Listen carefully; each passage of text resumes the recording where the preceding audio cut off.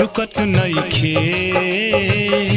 आँख से लोर माई समैया दिले बा हमके झकझोर माई होला जगले हमरो अब त भोरे माई रुकत नइखे आँख से लोर माई रुकत नइखे आँख से लोर माई।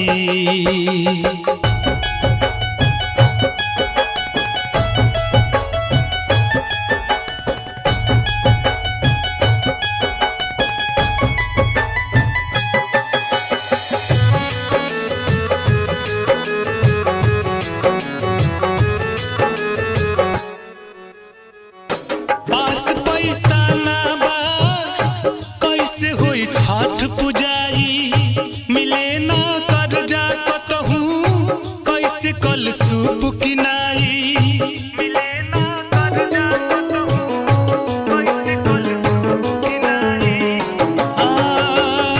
पास पैसा ना बा कैसे हुई छठ पुजाई मिले ना कर्जा कतहूँ कैसे कल सूप किनाई। सभे महामारी से भइल कमजोर माई समैया दिले बा हमके झकझोर माई रुकत नइखे आँख से लोर माई रुकत नइखे आँख से लोर माई।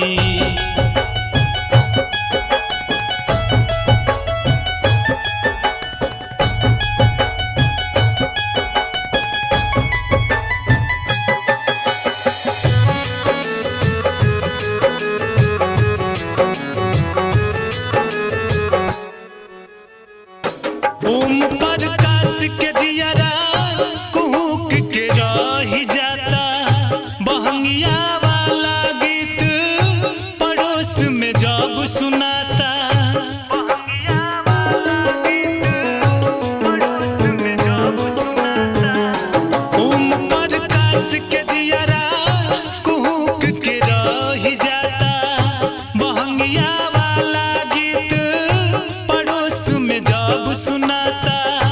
मनीष चंदन विनती करे कर जोर माई समैया दिले बा हमके झकझोर माई रुकत नइखे आँख से लोर माई रुकत नइखे आँख से